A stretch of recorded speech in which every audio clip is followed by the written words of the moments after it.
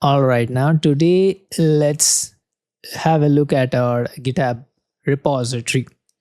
So what GitHub repository looks like, let's understand here. So basically a repository, if you look here, the popular repository is where our project lives.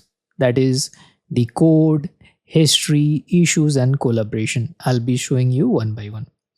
In order to create repository, we click on this plus icon, then new repository. It is as simple as that. Now, once we are done creating repository, since I have already created many, let's go into one of the repository, that is GitHub Foundation. So this is one of my repository created, right? So inside the repository, we have the code tab here. So code tab shows the files and folders.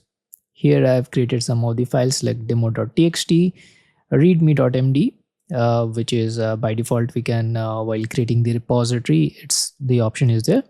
So basically the code shows the files and folders.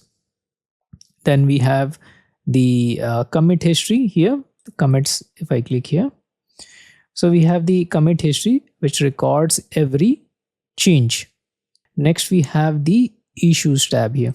Let's go in here. The issues tab is for tracking tasks and bugs, right? And then we have the pull request.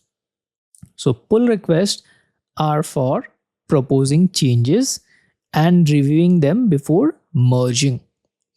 I hope you got the basic concept of the navigation, how GitHub works. Let's meet in our next lecture.